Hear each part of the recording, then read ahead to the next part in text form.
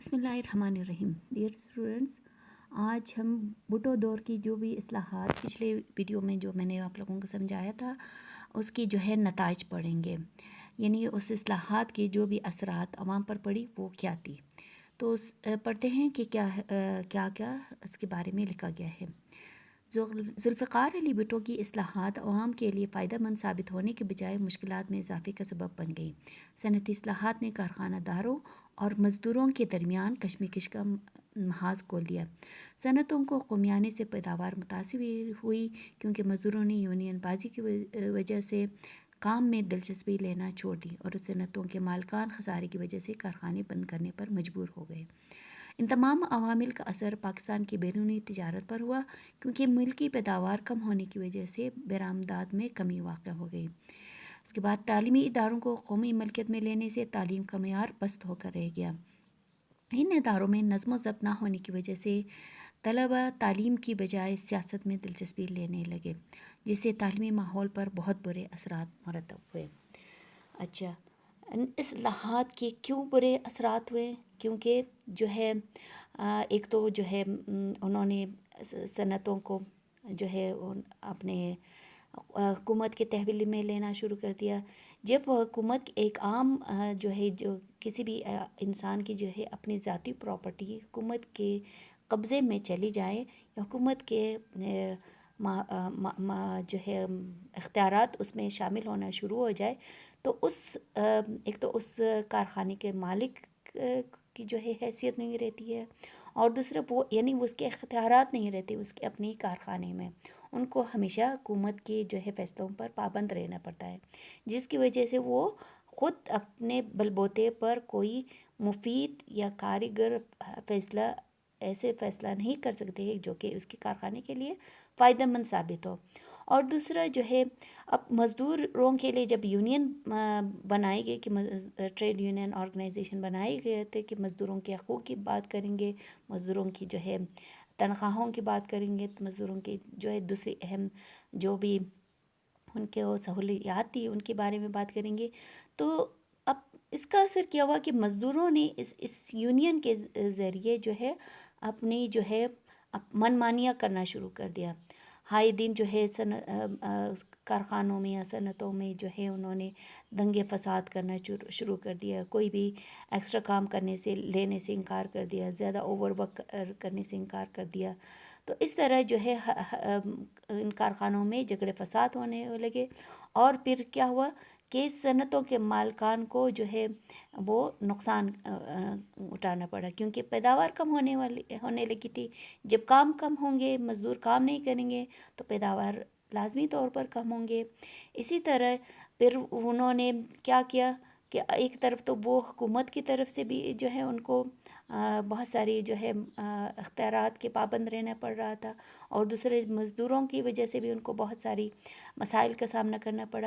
پڑا. تو ان حالات میں تو بہت سارے کارخانہ داروں نے یعنی کارخانوں کے مالکوں نے کارخانے بند کرنا شروع کر دیا. اس طرح پھر کیا ہوا جب کارخانے بند ہو گئے تو ملک کے اندر کی جو بھی برآمدات تھی، ملک کے اندر کی جو بھی پیداوار تھی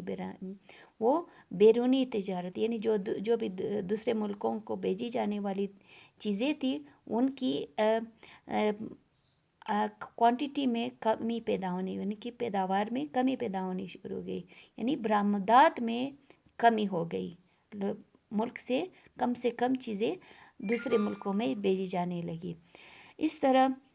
ایک تو یہ نقصان ہوا. دوسرا جب تعلیمی اداروں کو قومی تحویل میں لیا گیا تو کیا ہوا کہ یہاں پر بھی وہی سلسلہ ہوا کہ جب ایک عام پبلک اسکول جو ہے چونکہ وہ ان کا اپنا ایک اسکول ہے، اپنا ادارہ ہے، تو وہ ان کے پر بھی جو ہے حکومت کے اختیارات آنے لگے تو اس میں بھی وہاں پر بھی نظم و ضبط نہیں رہا، کوئی ڈسپلن نہیں رہا. طلبہ جو ہے تعلیم میں دلچسپی لینے کے بجائے جو ہے سیاست میں دلچسپی لینا شروع کر دیا جس سے جو ہے تعلیمی ماحول جو ہے خراب سے خراب تر ہوتے چلے اور تعلیمی معیار بھی گرتے چلے گئے. یعنی یہ سب چیزیں بھٹو دور کی جو ہے بھی حکومت تھی ان کی جو ہے تنزلی کا باعث بنا یعنی ان کی جو ہے ناکامی کا باعث بنا. اچھا، اب دستور 1973 کے بارے میں پڑھیں گے کیونکہ دستور 1973 جو کہ ذوالفقار علی بھٹو کی جو ہے آئین ساز کمیٹی نے بنائی تھی، تو یہ بہت اہم ہے پاکستان کی انتظامی معاملات میں، یعنی ایڈمنسٹریشن کے معاملات میں اس دستور کو بہت زیادہ اہمیت حاصل ہے، کیونکہ اس سے پہلے جو بھی دستور بنائے گئے تھے، یعنی 1956 اور 1962 کی جو بھی دستور تھے، یعنی قانون وغیرہ تھے، آئین وغیرہ تھے، وہ عارضی تھے، وہ صرف اسی دور کی حکومت کے لیے تھے۔ جیسے ہی وہ حکومت ختم ہوتی، اس کے جو ہے قوانین بھی اسی کے ساتھ ہی ختم ہوتی تھی، جبکہ 1973 کا جو ہے قانون جو ہے وہ اس طرح بنایا گیا ہے کہ وہ آگے تک جو ہے، یعنی آنے والی جو ہے جو حکومتوں کے لیے بھی یہ دستور فائدہ مند رہی۔ اور اس دستور کے فائدہ مند ہونے کی جو ہے ایک وجہ کیا تھی کہ اس میں ایک تو ذوالفقار علی بھٹو نے ملک کے جتنے بھی سیاسی جماعتیں تھیں ان کو ان کے اراکین کی باہمی اشتراک سے، ان کے آپس ان سب کو ملا کر جو ہے اس دستور کو بنانے میں اہم کردار ادا کیا۔ تو قومی اسمبلی نے 17 اپریل 1972 میں ایک آئینی کمیٹی تشکیل دی جو اسمبلی میں موجود تمام پارلیمانی جماعتوں کے 25 ارکان پر مشتمل تھی۔ یعنی وہ جو کمیٹی بنائی گئی تھی وہ ٹوٹل 25 ممبران یا ارکان پر مشتمل تھی، جو کہ مختلف جو بھی جماعتیں اس وقت پارلیمان میں موجود تھی، پارلیمنٹ ہاؤس میں، تو ان کے ممبران کو لے کر جو ہے اس دستور کو بنایا گیا تھا۔ اس کمیٹی نے کیا کیا کہ طویل غور و خوض کے بعد ایک آئینی مسودہ 2 فروری 1973 کو قومی اسمبلی کے اجلاس میں پیش کیا گیا، جس کی منظوری قومی اسمبلی نے 10 اپریل کو دی۔ یعنی کب پیش کیا؟ فروری کے شروع میں، 2 فروری کو اس کمیٹی نے جو بہت ہی غور و فکر کرنے کے بعد ہر پہلو پر کو مد نظر رکھ کر جب انہوں نے یہ فروری 1973 کو جب یہ آئین قومی اسمبلی میں پیش کیا تو اس کی منظوری جو ہے وہ 10 اپریل کو ہوئی، یعنی قومی اسمبلی نے اس کی منظوری 10 اپریل کو دی، جبکہ 12 اپریل کو صدر مملکت نے اس پر دستخط کیا اور 14 اگست 1973 کو نیا جمہوری پارلیمانی آئین ملک میں نافذ کر دیا گیا۔ یعنی باقاعدہ طور پر ملک میں یہ کب امپلیمنٹ ہوا؟ 14 اگست 1973 کو، جو کہ نیا جمہوری پارلیمانی آئین کے نام سے نافذ ہوا۔ اب چودھری فضل الہی نئے آئین کے تحت صدر منتخب ہوئے اور ذوالفقار علی بھٹو نے وزیر اعظم کے عہدے کا حلف اٹھایا۔ یعنی 12 اپریل جو اس سے پہلے جو ہے، یعنی اگست سے پہلے ذوالفقار علی بھٹو ایک مارشل لا کے ایڈمنسٹریٹر کے طور پر حکومت کرتے، جبکہ اس آئین کے بننے کے بعد چونکہ ملک میں ایک جمہوری نظام رائج ہوا تو اس میں جو ہے باقاعدہ صدر کا انتخاب ہوا اور وزیر اعظم کا۔ تو صدر کے جو ہے عہدہ چودھری فضل الہی کو دیا گیا اور وزیر اعظم کا عہدہ ذوالفقار علی بھٹو کو دیا۔ اب 1973 کے آئین کی نمایاں خصوصیات پڑھیں گے کہ وہ کیا کیا خصوصیات تھی جو کہ اس آئین کی اہم باتیں ہیں۔ اس میں نمبر 1 ہے تحریری آئین۔ تحریری آئین میں کیا ہے کہ اسلامی جمہوریہ پاکستان کا آئین ایک دستاویزی شکل میں موجود ہے جو 280 دفعات پر مشتمل ہے۔ یعنی اس آئین میں ٹوٹل 280 دفعات بنائے گئے ہیں جو کہ ایک دستاویز یا ایک ڈاکومنٹس کی صورت میں اس کو محفوظ کر لیا گیا۔ اور اس میں کیا تھا کہ پاکستان کا نام اسلامی جمہوریہ پاکستان رکھا گیا۔ اچھا، اب دوسری جو ہے اس کی آئین کی کیا اہم خصوصیت تھی کہ اسلامی دفعات اس میں نافذ کیا گیا۔ اس میں کیا تھی کہ پاکستان کی پہلی دستور ساز اسمبلی نے مارچ 1949 میں قرارداد مقاصد منظور کی تھی، جسے 1973 کے آئین کا باقاعدہ حصہ تسلیم کیا گیا۔ اس قرارداد میں واضح کیا گیا کہ اللہ تعالیٰ ہی کائنات کا حاکم اعلیٰ ہے اور حکومت اپنے اختیارات کا استعمال عوام کے منتخب نمائندوں کے ذریعے کرے گی۔ ملک کا سرکاری مذہب اسلام ہوگا، صدر اور وزیر اعظم کا مسلمان ہونا لازمی ہوگا۔ یعنی 1949 میں جو بھی پاکستان کی جو دستور ساز اسمبلی تھی اس میں جو مقاصد تھے اس میں یہ تھا کہ پاکستان ایک اسلامی ملک ہے، تو اسی کے مقاصد کو 1973 کے آئین میں بھی شامل کیا گیا، اس کا باقاعدہ ایک حصہ تسلیم کیا گیا کہ اس کے بغیر یہ آئین نامکمل ہے بلکہ ادھورا ہے۔ تو اس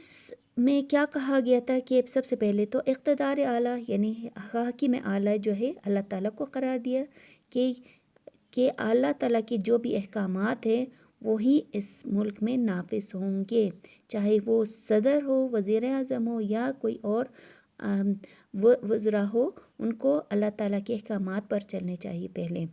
اور اس کے بعد حکومت اپنے اختیارات کا استعمال عوام کے منتخب نمائندوں کے ذریعے کرے گی، یعنی حکومت کا نظام جو ہے وہ جمہوری رکھا گیا ہے کہ عوام جو ہے اگر اپنے نمائندے منتخب کریں گے تو وہی آگے جا کر حکومت کے معاملات میں حصہ لیں گے۔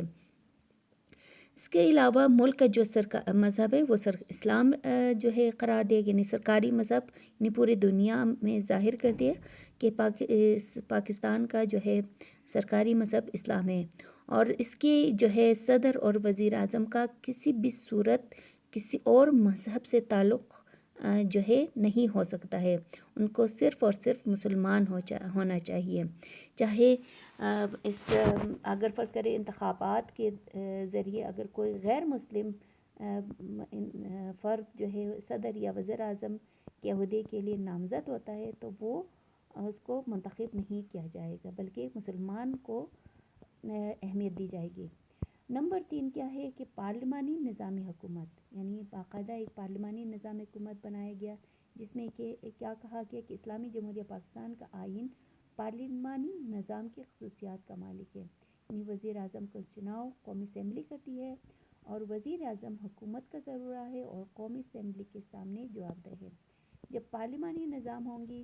تو لازماً جو ہے یعنی ہر صوبے کے لیے الگ جو ہے وہ بنایا جائے گا، اسی طرح ان کے ممبران جو ہے الگ سے پھر قومی اسمبلی کے لیے بھی منتخب ہوتی، اور یہ ممبران جب قومی اسمبلی میں آ جائیں گے تو وہ آپس میں الگ سے پھر ان کا الیکشن ہوگا جو کہ وزیر اعظم کے عہدے کا فیصلہ کریں گے کہ کون جو بھی شخص وزیر اعظم کے لیے نامزد ہوا ہے ان میں سے کچھ لوگ،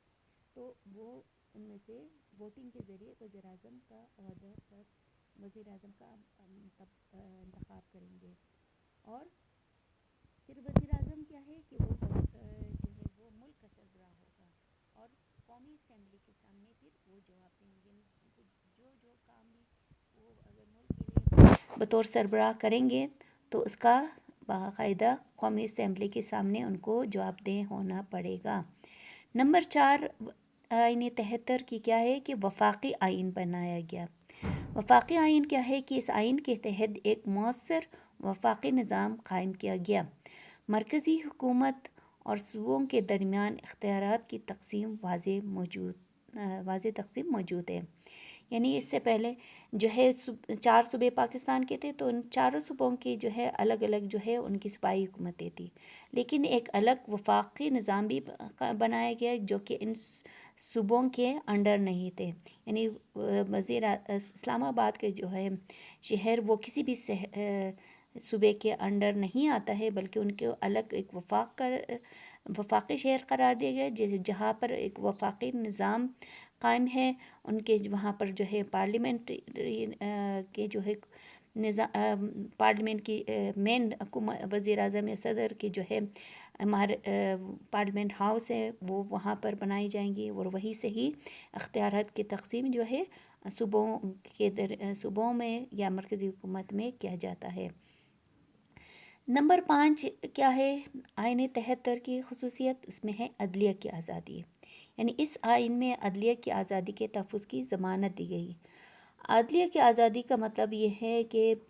ججز یا عدالتوں کو جو ہے ہر جو ہے وہ پوری آزادی حاصل تھی کہ وہ اپنے فیصلے جو ہے قوانین کی روشنی میں کریں گے، یعنی کوئی بھی چاہے وہ وزیر اعظم ہو صدر ہو وہ آئین سے بالاتر نہیں ہوں گی،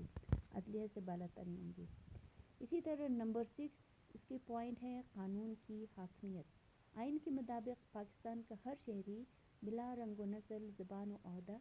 قانون کے سامنے جواب دہ ہے، یعنی تمام شہری کو، یا چاہے وہ کسی بھی رنگ و نسل سے تعلق رکھتا ہو، یا زبان سے، یا اس کا عہدہ کوئی بھی ہو، چاہے وہ وزیر اعظم یا صدر ہو، وہ قانون کے سامنے سب جو ہے جواب دہ ہوں گے۔ اس کے بعد نمبر 7 ہے بنیادی حقوق۔ اسلامی جمہوریہ پاکستان کے آئین میں پاکستان کے تمام شہریوں کو بلا لحاظ مذہب، نسل، یکساں بنیادی حقوق فراہم کرنے کی ضمانت دی گئی ہے۔ علاوہ ازیں اقلیتوں کے حقوق کے تحفظ کی بھی ضمانت موجود ہے۔ اچھا، اب بنیادی حقوق کیا ہے؟ بنیادی حقوق جو ہے ایک انسان کی جو ہے وہ یہ ہے کہ وہ ان کو پیدا ہونے کا حق حاصل ہے، ان کو روزی کمانے کا حق حاصل، ان کو تعلیم حاصل کرنے کا حق حاصل ہے، ان کو دوسری جو ہے معاملات زندگی میں جو بھی موت تک جتنے بھی ان کے فرائض ہیں، جو بھی ان کے حقوق ہے، وہ ان کا احترام جو ہے باقاعدہ آئین میں کیا گیا ہے کہ اسلامی جمہوریہ پاکستان میں جتنے بھی شہری ہیں، وہ چاہے وہ کسی بھی مذہب سے تعلق رکھتے یا کسی بھی نسل سے، یا ایون جو ہے اگر وہ ان کی مذہب جو ہے اقلیت میں ہوں گی، یعنی کم تعداد میں اس ملک میں موجود ہے، تو بھی ان کے حقوق کا حفاظت کیا جائے گا۔ اچھا، نمبر 8 خصوصیت کیا ہے کہ وہ قومی زبان کے حوالے سے ہے کہ اردو کو پاکستان کی قومی زبان قرار دیا گیا۔ آئین میں یہ کہا گیا کہ اردو کو 15 برسوں میں سرکاری دفاتر میں رائج کرنے کے لیے ضروری اقدامات کیے جائیں گے، اور اس عبوری عرصے میں انگریزی سرکاری زبان کی حیثیت سے رائج رہے گی۔ اچھا، اس سے پہلے کیا تھا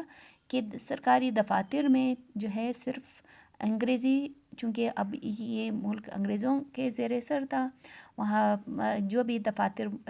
اس میں موجود تھی وہ باقاعدہ انگریز حکومت کے دور کی جو ہے فائلیں وغیرہ موجود تھی، انہی کی زبان میں فائلیں تھیں، یعنی انگریزی زبان میں۔ تو اب جو ہے ان کو اردو زبان میں ٹرانسلیٹ کرنے کی ضرورت پیش کی آئی کہ ان سب سرکاری دفاتر میں جو بھی ڈاکومنٹس ہے، یہ کاغذات وغیرہ ہے، ان کو اردو زبان میں لکھا جائے گا باقاعدہ، تاکہ جو ہے اس کی جو ہے پاکستان کی ایک الگ تشخص کو دنیا کے سامنے لایا جا سکے۔ لیکن یہ بھی جو ہے کہا گیا کہ جب تک جو ہے ان کے یہ کام ہوتا ہے، اس کو انگریزی زبان کو جب اردو میں چینج کرنے کا جتنا بھی عرصہ ہے، تو اس دوران جو ہے انگریزی زبان ہی استعمال کی جائے گی، یعنی ٹرانسلیشن کے دوران جتنا بھی وقت لگے گا تو انگریزی زبان ہی سرکاری دفتروں میں جو ہے وہ رائج رہے گی۔ اس کے بعد جب کام کمپلیٹ ہوگا تو اردو زبان جو ہے کہ بغیر کوئی بھی زبان نہیں چلے گی۔ اب نمبر 9 خصوصیت کیا ہے کہ سنگین غداری۔ سنگین غداری یعنی آئین کے لحاظ سے جو ہے کسی کو اگر کسی پر سنگین غداری کا الزام لگتا ہے تو وہ کس صورت میں لگتا ہے؟ وہ 1973 کے آئین میں یہ واضح کیا گیا کہ اگر کوئی شخص طاقت یا دیگر غیر آئینی ذرائع سے آئین کو منسوخ کرے گا یا منسوخ کرنے کی سازش کرے گا تو وہ سنگین غداری کا مرتکب ہوگا۔ یہی اہم پوائنٹ ہے اس آئین 73 کی مضبوطی کا، یعنی اگر آئین 1973 کے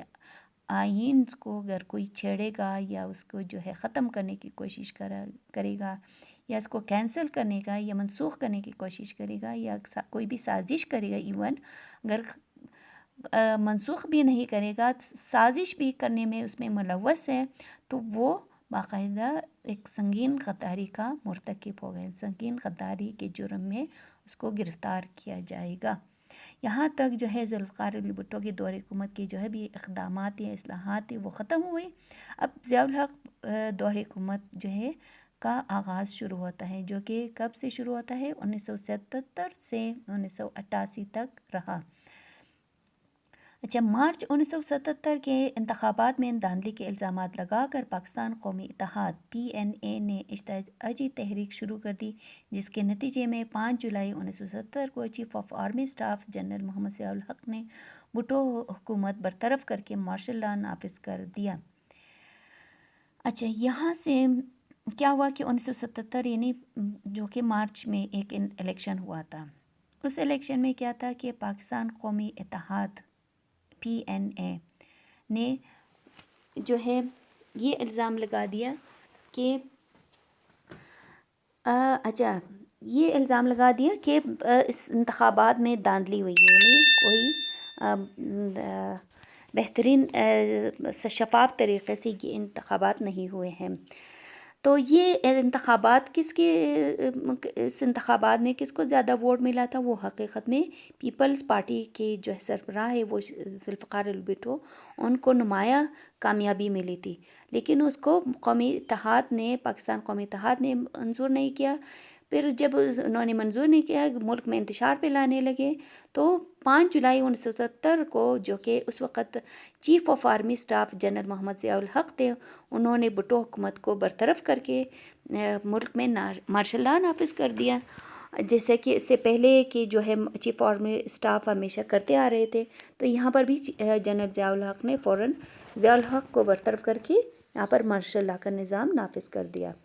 اس کے بعد جنرل ضیاء الحق نے عوام سے خطاب میں کہا کہ ان کا مقصد آزادانہ اور منصفانہ انتخابات کرانا ہے جو اس سال اکتوبر میں ہوں گے. یعنی جیسے ہی یہ انہوں نے بھٹو کو برطرف کر دیا تو ضیاء الحق نے فوراً جو ہے یہ اعلان کر دیا، یہ عوام سے ٹیلی ویژن پر خطاب کیا کہ اس برطرفی کا مقصد یہ ہے کہ اب اس کے بعد انہوں نے دوبارہ الیکشن کروانے ہیں، یعنی دوبارہ انتخابات کرائیں گے جو کہ باقاعدہ منصفانہ ہوگا اور آزادانہ ہوگا، یعنی کسی بھی دھاندلی کے بغیر یہ انتخابات ہوں گے. اور یہ انتخابات انہوں نے کب جو ہے اس کا وعدہ کیا؟ اسی سال ہی اکتوبر کے مہینے میں کرنے کا وعدہ کیا. لیکن کیا ہوا کہ اعلان کے برعکس، یعنی اس اعلان کے برعکس اگست 1978 میں ضیاء الحق نے نئی کابینہ کا اعلان کر دیا اور صدارت کا خالی منصب ہونے پر خود صدر بن بیٹھے. وہ 11 سال سے زیادہ عرصہ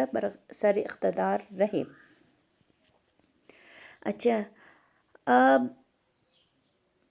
جب انہوں نے اکتوبر کا مہینہ آیا تو انہوں نے کوئی ایسا انتخابات نہیں کروایا، لیکن جب اگلے سال اگست 1978 کا مہینہ آیا تو انہوں نے جو ہے ایک کابینہ کا اعلان کر دیا، ایک نئی کابینہ کا، جو کہ پہلی کابینہ جو بھی الیکشن میں جو بھی لوگ منتخب ہوئے تھے اس کے برعکس اپنی جو ہے کابینہ بنائی، اور جو ہے انہوں نے پھر صدر کا عہدہ بھی اپنے آپ کو دیا کہ صدر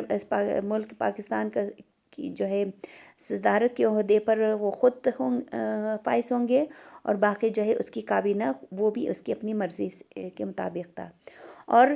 پھر کیا تھا کہ انہوں نے اپنے اس صدارت کے عہدے کو پورے 11 سال تک، یعنی اپنی حکومت کو 11 سال تک جو ہے برقرار رکھا. تو یہاں سے ہی اس کی جو ہے اس کی ایک تو اس کے پہلے اسٹیپ سے ہی اس کی وعدہ خلافی عوام کے سامنے نظر آئی کہ انہوں نے شفاف انتخابات نہیں کروائے، بلکہ اپنی مرضی کے مطابق جو ہے انہوں نے اپنی کابینہ بنائی اور صدر بھی خود بن بیٹھا. اب اس کے دور میں کیا کیا انہوں نے اسلامی نفاذ کے لیے جو ہے اقدامات کیے؟ اس میں سب سے پہلے ہے کہ جنرل ضیاء الحق نے نفاذ اسلام کے لیے درج ذیل اقدامات کیے. نمبر 1، سرکاری دفاتر میں وقفہ برائے نماز کا اجرا کیا. یعنی سرکاری دفتروں میں باقاعدہ یہ اعلان کیا گیا کہ جو ہے نماز کے لیے وقفہ یعنی بریک دینا چاہیے. یہ ضیاء الحق دور کی جو ہے حکومت کی جو ہے ایک اہم خصوصیت ہے کہ انہوں نے زیادہ سے زیادہ اسلام کے نفاذ کے لیے کوششیں کی، اس لیے اس کی اقدامات میں زیادہ تر اسلام کے لیے جو ہے وہ اقدامات ہیں. اس کے بعد نمبر 2 اقدامات کیا ہے کہ 13 اگست 1984 کو نظام صلاۃ قائم کرنے کے لیے ایک ہدایت نامہ جاری کیا، جس کی روح سے ناظمین صلاۃ مقرر ہوئے. یعنی نماز کے نظام کو قائم کرنے کے لیے انہوں نے باقاعدہ ایک ہدایت نامہ جاری کیا، یعنی جس کی روح سے انہوں نے بہت سے ناظمین بنائے. اور یہ ناظمین کیا تھے کہ انہوں نے نماز کو قائم کرنے کے لیے ناظمین صلاۃ کے نام سے مشہور ہوئے، اور یہ 13 اگست 1984 کو انہوں نے یہ اسٹیپ لیا. یہ اقدام لیا۔ نمبر 3 اقدام اس کا کیا ہے کہ 14 اگست 1978 کو رمضان المبارک کے موقع پر احترام ماہ رمضان کے سلسلے میں کئی اقدامات کا اعلان کیا، جن میں سر عام کھانے پینے اور سگریٹ نوشی کی ممانعت، یعنی سگریٹ نوشی کو منع کیا گیا، اور سنیما گھروں کو نماز تراویح کے وقت بند رکھنے کے احکامات شامل تھے۔ 14 اگست 1978 کی اس کی کیا تھی کہ اقدام کہ رمضان کے مہینے میں سر عام کھانا پینے اور سگریٹ نوشی کو منع کر دیا، اور سنیما گھر جو کہ اس وقت بہت ملک میں بہت سارے سنیما گھر تھے، ان کو بھی خصوصاً نماز تراویح کے وقت بند رکھنے کے کام دیے گئے۔ نمبر 4 اقدام کیا تھا کہ تبلیغ دین کے لیے پاکستان ٹیلی ویژن سے خصوصی نشریات کا بندوبست کیا گیا ہے، یعنی ٹیلی ویژن پر جو مذہبی پروگرامز وغیرہ ہوتے ہیں وہ ضیاء الحق کے دور سے یہ پروگرامز وغیرہ شروع ہوئے تھے کہ دین کی تبلیغ مختلف پروگرامز کیے جاتے تھے۔ نمبر 5 کیا ہے کہ ہر سرکاری مراسلے کی پیشانی پر بسم اللہ الرحمن الرحیم لکھنے کی ہدایت کی گئی، یعنی ملک میں جو بھی رسالے اور میگزینز یا اخبارات وغیرہ جو بھی اس طرح کی چیزیں شائع کی جائیں گے تو اس کے اوپر سب سے اوپر والی لائن میں ان کو بسم اللہ الرحمن الرحیم لکھنے کی خصوصی ہدایت کی گئی کہ اگر یہ نہیں ہوگا تو یہ باقاعدہ جرم میں شامل ہو جائے گا۔ اسی طرح نمبر 6 اقدام کیا ہے کہ حج کی سہولتوں کو بہتر بنانے کے لیے بھی کئی اقدامات کیے۔ ہر سال حج کانفرنس بلائی جاتی تھی جس میں حج کے انتظامات کا جائزہ لیا جاتا تھا۔ حج کی سہولت یعنی ان کا مذہبی رجحان، چونکہ ضیاء الحق کا مذہبی رجحان مذہب کی طرف تھا، اس لیے زیادہ انہوں نے مذہبی اقدامات یا اسلامی اقدامات کیے، تو انہوں نے حج کی سہولتیں کو بھی بہتر بنانے کے لیے کوشش کی، اقدامات کیے، اور بھی ہر سال جو بھی حج کانفرنس بلائی جاتی تھی تو اس میں حج کے انتظامات کا خصوصی جائزہ لیا جاتا تھا کہ اس سال حج کیسے ہوں گے، کس طرح حاجیوں کو بھیجا جائے گا، کس طرح وہاں پر اس کی حفاظت اور ان کے دوسرے ضروریات کا خیال رکھا جائے، سارا اس حج کانفرنس میں یہ اقدامات کیے جاتے تھے۔ نمبر 7 اقدام کیا تھا کہ ضیاء الحق دور کا سب سے اہم کام حدود آرڈیننس کا نفاذ ہے۔ یہ حدود آرڈیننس کیا ہے کہ انہوں نے حدود آرڈیننس نافذ کیا۔ اس میں یہ تھا کہ اس آرڈیننس کے مطابق ان 4 سزاؤں کو نافذ کر دیا گیا جن کا قرآن مجید میں صراحت کے ساتھ تعین کیا گیا ہے۔ ان میں چوری، زنا، شراب نوشی اور جھوٹی تہمت لگانے کی سزائیں شامل ہیں، یعنی جو 4 جرم ہے ان کے بارے میں جو قرآن مجید میں بہت واضح الفاظ میں جو بھی ان کے بارے میں جو سزائیں تجویز کی گئی ہے، تو قرآن مجید کی روح سے ان سزاؤں کو باقاعدہ آئین میں شامل کیا گیا جس کو حدود آرڈیننس کہا گیا ہے۔ تو اب نمبر 8 اس کی خصوصیت کیا تھی کہ 15 جون 1988 کو ضیاء الحق نے شریعت آرڈیننس بھی جاری کیا تھا جس کی روح سے شریعت کو ملک کا اعلیٰ ترین قانون قرار دیا گیا، یعنی 15 جون 1988 میں شریعت آرڈیننس یعنی اسلامی شریعت کے مطابق جو بھی قانون وغیرہ ہے اسی کو ہی انہوں نے ملک کا آئین قرار دیا، بلکہ ملک کا سب سے اعلیٰ ترین قانون قرار دیا۔ اگر آپ غور کریں تو ضیاء الحق نے بھٹو دور کی جو بھی 1973 کی جو آئین بنائی گئی تھی تو اس کے برعکس انہوں نے صرف اور صرف اپنے سوچ اور سمجھ کے مطابق ان کی اپنے رجحان کے مطابق انہوں نے اپنا ایک مطلب قوانین میں آرڈیننس وغیرہ جاری کیا گیا اور اقدامات وغیرہ اس ملک میں اپنے مذہبی رجحان کے مطابق نافذ کیا۔ اچھا، نمبر 9 کیا ہے کہ زکوٰۃ و عشر کے نظام کو نافذ کیا گیا۔ زکوٰۃ و عشر کا کیا نظام ہے کہ ہر جو بھی کاروبار وغیرہ میں جو بھی آمدنی وغیرہ ہوتی ہے اس کا 5واں حصہ یا اس کا اس کا 2/3 حصہ وہ زکوٰۃ کے طور پر انہوں نے جو ہے لینا شروع کر دیا ہے، کہ ان بینکوں میں جو بھی آمدنی آتی تھی یا جو بھی دوسرے طریقوں سے کسی کی آمدنی ہوتی تھی تو اس میں زکوٰۃ کا حصہ الگ کر دیا اور عشر کا حصہ بھی الگ ہوتا تھا۔ اچھا، نمبر 10 کیا ہے؟ سود کے خاتمے کے لیے متعدد اقدامات کیے گئے، جن میں نفع و نقصان میں شراکت کی بنیاد پر بینکوں میں کھاتے کھولنا اور مختلف کمپنیوں میں شراکت کی بنیاد پر سرمایہ کاری جیسے اقدامات تھے۔ اچھا، چونکہ اسلام میں سود حرام ہے تو اس کے خاتمے کے لیے انہوں نے کئی اقدامات کیے، جن میں کیا تھا کہ نفع و نقصان میں شراکت کی بنیاد پر بینکوں میں کھاتے کھولنا، یعنی اگر فرض کرے کہ کسی کو کاروبار میں نفع ہوتا ہے یا نقصان ہوتا ہے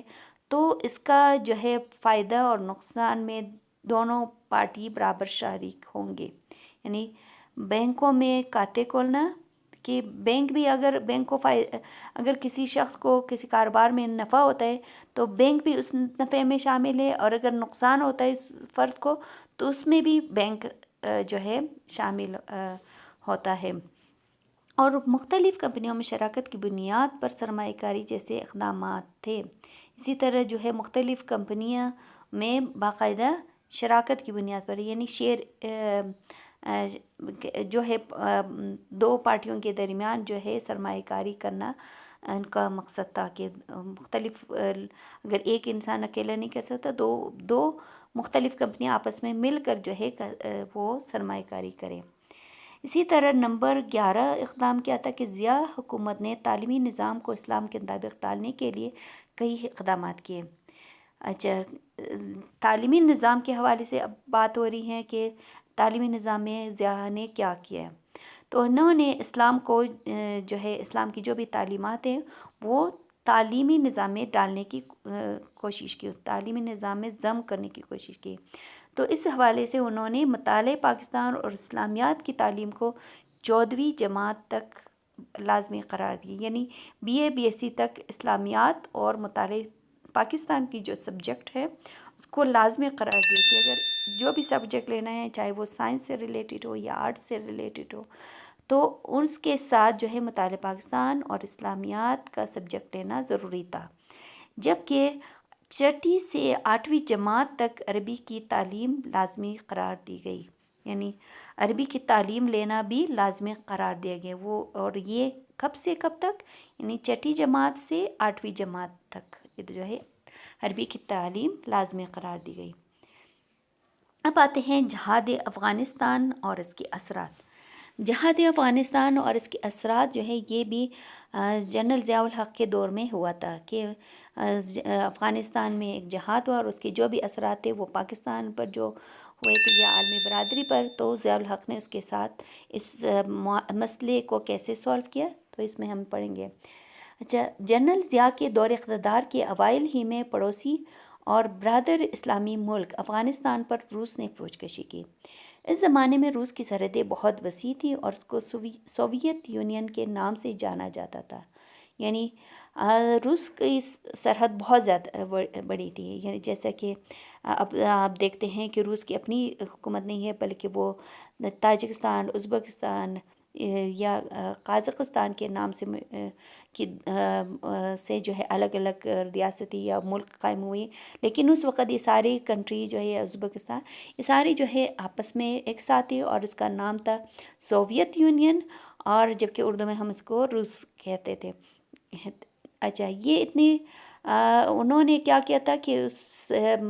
جنرل ضیاء الحق کے جیسے ہی انہوں نے اقتدار سنبھالے، حکومت سنبھالی، تو ان کے شروع ہی دنوں میں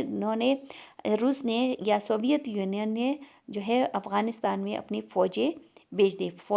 افغانستان پر فوج کشی کی، یعنی دخل اندازی کی فوج کے ذریعے۔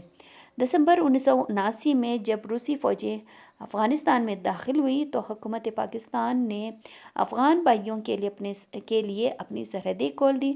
روس کے ارادوں سے یہ بھی صاف ظاہر ہو رہا تھا کہ افغانستان میں قدم جماتے ہی وہ پاکستان کو بھی روندنے سے دریغ نہیں کرے گا، کیونکہ اس کے لیے امریکہ، یورپ اور دیگر عالمی طاقتوں کے ساتھ تجارت اور دیگر شعبوں میں مسابقت کے لیے سمندر تک رسائی ضروری تھی، لہٰذا صدر ضیاء نے اس موقع پر تمام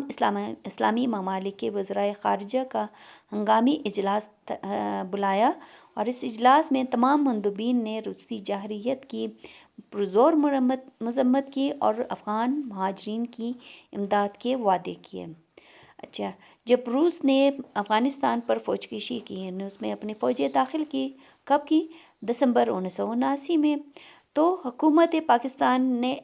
فوراً سمجھ لیا کہ روس کا مقصد صرف افغانستان میں دخل اندازی کرنا نہیں ہے، بلکہ اس کا مقصد پاکستان کو بھی حاصل کرنا ہے، کیونکہ پاکستان میں جو ہے سمندر ہے، یہاں پر جیسے صوبہ سندھ میں کراچی کے میں جو ہے سمندر موجود ہے، تو یہ سمندر کسی بھی ملک کے لیے بہت اہم ہوتا ہے، خصوصاً جب وہ عالمی یعنی انٹرنیشنلی وہ تجارت کرنا چاہتا ہے یا کسی اور طریقے سے سمندر کو استعمال کرنا بہت ہی مفید ہوتا ہے۔ تو پاکستان نے سمجھ لیا کہ روس اصل میں پاکستان پر قبضہ کرنا چاہتا ہے، تو اس لیے انہوں نے فوراً جو ہے اپنے اسلامی ممالک کے جتنے بھی جو وزرائے خارجہ تھے ان کا ایک ہنگامی اجلاس بلایا، تو اور اس اجلاس میں تمام مندوبین یعنی تمام جو ہے جتنے بھی اراکین اس میں شامل تھے، انہوں نے روسی جارحیت کی پرزور مرمت کی، یعنی روس کی اس قابضانہ جو ہے کوششوں کو بہت بری طرح سے مذمت کی، اور اس میں جو ہے انہوں نے وعدہ کیا کہ ہم افغان مہاجرین کی مدد کریں گے۔ تب جہاد افغانستان کے پاکستانی معاشرے پر مضر اثرات ہوئے۔ اچھا، یہاں سے تو ضیاء الحق نے تو اپنے طور پر اچھا کرنے کی کوشش کی، لیکن اس کا اثر پاکستان پر کیا پڑا؟ اس کا اثر پاکستان پر بہت برا اثر ہوا، بہت مضر اثرات اس کے ہوئے۔ ایک تو یہ کہ ایک اندازے کے مطابق تقریباً 30 لاکھ سے زائد افغان مہاجرین پاکستان میں داخل ہوئے، اور جب اتنے زیادہ 30 لاکھ کوئی عام آبادی نہیں ہے، تو اس اتنی بڑی آبادی کو کنٹرول کرنا، اور وہ بھی ایسی آبادی جو کہ لٹے پٹے جو ہے ایک ایسی کنٹری سے یا ایک ایسی ملک سے اس ملک میں داخل ہوئے ہیں جن کے پاس کچھ بھی نہیں تھا، ان کے پاس کھانے پینے رہنے سہنے کو کچھ بھی نہیں تھا، تو حکومت پاکستان کے لیے بہت سی انتظامی دشواریاں پیدا ہوئی۔ انتظامی دشواریاں یعنی حکومتی لیول پر ان سب کو کے لیے جو ہے کھانے پینے کا انتظام، ان کے رہنے سہنے کا انتظام، ان کے پہننے اوڑھنے کا انتظام، ان کے لیے ایون ایک انسان کو جو ہے جو بھی ضروریات ان کے لیے انتظام کرنا بہت مشکل ہو گیا تھا حکومت کے لیے۔ جب یہ مشکل ہو گیا تو اتنی بڑی تعداد میں مہاجرین کو کیمپوں تک محدود نہ رکھ سکی۔ پہلے تو حکومت نے اپنی طرف سے کیمپس بنائے تھے کہ ہاں پر مہاجرین کو رکھیں گے۔ جب اتنی بڑی 30 لاکھ سے زیادہ مہاجرین پاکستان میں آئے تو وہ ان کیمپوں میں ان کو رکھنا ممکن نہ ہوا، تو یہ مہاجرینوں نے کیا کیا کہ پورے ملک میں پھیلنا شروع کیا۔ ان کو جہاں بھی چونکہ ان کو فری ویزا میں یہ لوگ آ گئے تھے پاکستان، تو اس کو کوئی پابندی نہیں تھی کہ جہاں جانا چاہتے ہیں وہ جا سکتے ہیں۔ اس طرح انہوں نے کئی جگہوں پر اپنی خیمہ بستیاں بنانا شروع کی۔ اب کئی جگہوں پر انہوں نے اپنی جو ہے قبضہ کر کے انہوں نے خیمہ بستیاں بنائی، اور جس کی وجہ سے وہاں پر بھی انتظامی صورتحال میں جو ہے مسائل پیدا ہو گئے۔ اس کے بعد جو ہے اور جو سب سے بڑا مسئلہ پاکستان کو پیش آیا کہ وہ مہاجرین کی آمد سے پاکستانی معیشت کو بہت بڑا بوجھ برداشت کرنے پڑا۔ پاکستانی معیشت کا مطلب یعنی پاکستان کی جو اقتصاد ہے یا اس کی جو ہے وسائل ہے یا ان کی جو ہے ان کی پاکستان کی جو بھی پیسے کمانے کی جو بھی ذریعہ ہے وہ ان پر بہت بڑا بوجھ پڑ گیا، کیونکہ عالمی برادری نے جو ہے عالمی اداروں نے جو ہے اس کی امداد انتہائی کم کی تھی۔ عالمی ادارے کون کون سے، جیسے IMF ہے یا ورلڈ ہیلتھ سینٹر ہے، یہ ساری جو ہے بڑی بڑی جو ہے طاقتیں تھیں، وہ اصل میں روسی حکومت کے ساتھ تھی. تو اس لیے پاکستان کو انہوں نے یہاں پر تنہا چھوڑ دیا. انہوں نے اپنی امداد کم کرنا شروع کر دی بلکہ پاکستان کے لیے. تو اس لیے شہروں میں مہاجرین کی رہائش کی وجہ سے صحت عامہ، صفائی اور امن و امان کے مسائل جنم لیے. تو ظاہری بات ہے کہ جب اتنے لوگ بے تحاشا شہروں میں آنا شروع ہو گئے تو ان کے جو ہے صحت کا مسئلہ پیدا ہو جاتا ہے. ان کے لیے ڈاکٹرز، ہسپتالز وغیرہ کم پڑ جاتے ہیں. ان کے لیے جو ہے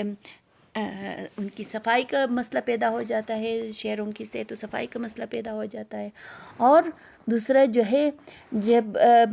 ایک مہاجرین آتے ہیں تو وہاں کے رہنے والوں کے لیے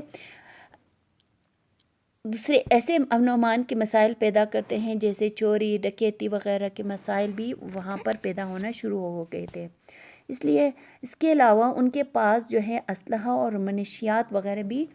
موجود تھے. تو اس کی اس منگلک سے پاکستانی معاشرے میں عدم استحکام پیدا ہوا. عدم استحکام یعنی پاکستان کی سالمیت کو، پاکستان کی حفاظت کو خطرہ پیدا ہو گیا تھا کہ جب ملک کے اندر اتنے بڑے پیمانے پر اسلحہ اور منشیات وغیرہ آ گئی تھی تو پاکستان اندرونی طور پر کمزور ہونا شروع ہوا تھا. تو یہ ہوئے آج کے لیے اتنا ہی لیسن کافی. امید کرتی ہوں آپ سب کو سمجھ آ گئے ہوں گے.